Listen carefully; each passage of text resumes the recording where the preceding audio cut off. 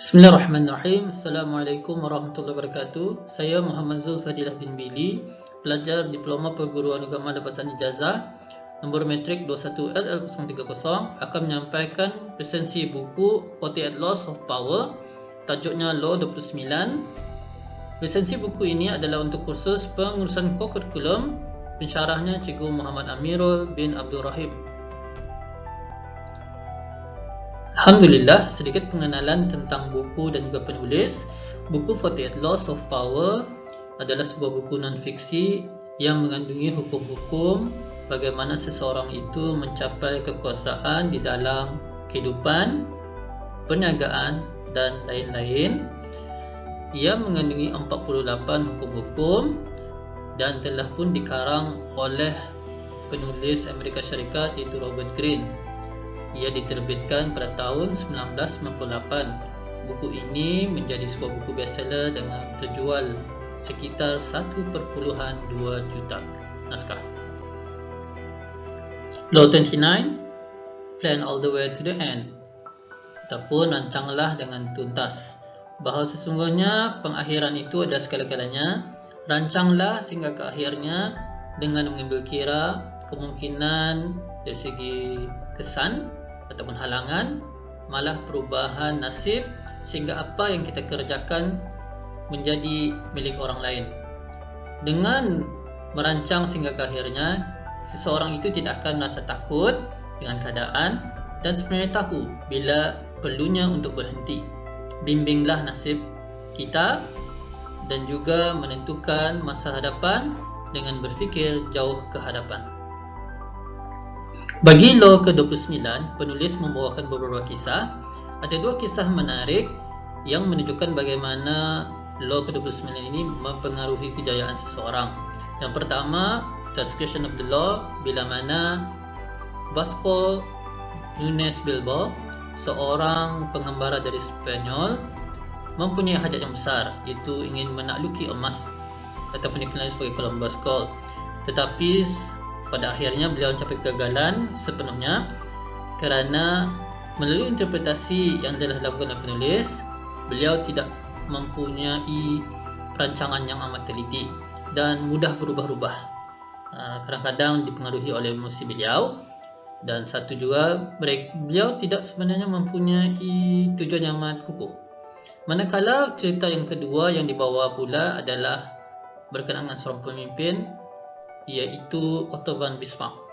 Otto von Bismarck adalah pemimpin dari Russian government. Beliau sebenarnya mempunyai hajat besar, iaitu ingin menyatupadukan negara-negara kecil di Eropah hingga membina Germany government, daripada Prussian kepada Germany. Jadi di akhirnya beliau berjaya mencapai kejayaan dengan pelbagai taktik-taktik, pelbagai strategi. Dan satu lagi adalah beliau sebenarnya, walaupun beliau sudah mencapai kejayaan tersebut, sebenarnya beliau berhenti di sana sahaja. Kerana beliau tahu, kalaulah beliau teruskan, mungkin akan ada perkara-perkara yang tidak diingini yang terjadi. He knows when to stop.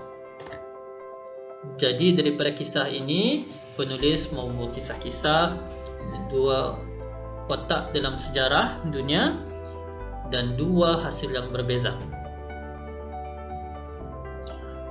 Law ke-29 ini mempunyai kelebihan dan kekurangan. Kelebihan yang pertama, ia mengingatkan seseorang tentang keperluan merancang dengan teliti sebelum bertindak, apatah lagi jika mempunyai impian yang amat besar. Yang kedua, ia membabitkan peristiwa bersejarah orang-orang yang penting yang sebenarnya ingin mengejar kekuasaan. Yang ketiga, peristiwa-peristiwa sejarah yang berkenaan dengan orang penting tadi, dua hasil yang berbeza. Ia menunjukkan seseorang itu, kalau seseorang itu benar-benar teguh dengan Law ke-29, dia akan mencapai kejayaan, dan sebaliknya yang berlaku. Bagaimanapun terdapat kekurangan, kerana yang pertama, kita patut tahu bahawa kejayaan tidak semestinya terjamin dengan perancangan semata-mata. Walau sehebat mana, sedalam mana pun perancangan, kadang-kadang ada hal-hal luaran Apatah lagi kalau seseorang itu tidak mempunyai pengalaman. Jadi perancangan-perancangan tidak teliti. Kalau teliti sekalipun, mungkin ada yang tidak dapat difikirkan sebenarnya. Manakala penceritaan sejarah yang telah dipilih terlalu panjang dan kadang-kadang berputar belit. Apatah lagi watak sejarah yang kurang dikenali. Kalau Otto von Bismarck mungkin dikenali, tetapi pemilihan Bilbo, saya yakin sehingga tahun 1998 dan hasil daripada 3000 tahun sejarah, ada watak-watak lain, ada penceritaan-penceritaan atau peristiwa lain yang boleh dimasukkan yang lebih dikenali. Alhamdulillah, sebagai kesimpulan daripada resensi ini, buatlah matlamat dengan teliti, dan jika sudah membuat matlamat tersebut, berpegang teguhlah, jangan berhenti tengah jalan. Cubalah rancang sebaik mungkin dengan mengambil kira pelbagai perkara yang berkaitan dengan perjalanan matlamat tersebut, dan janganlah berputus asa jika hasil yang dikehendaki tidak dapat dicapai. Sebaliknya, motivasikanlah diri dengan mengatakan diri sudah berjaya kerana kita sudah tahu matlamat dan kita sudah cuba merancang dan kita pun sudah mula bergerak. Semoga mencapai kejayaan di dunia dan akhirat. Sekian wabillahi taufiq wal hidayah. Wassalamualaikum warahmatullahi wabarakatuh. Terima kasih.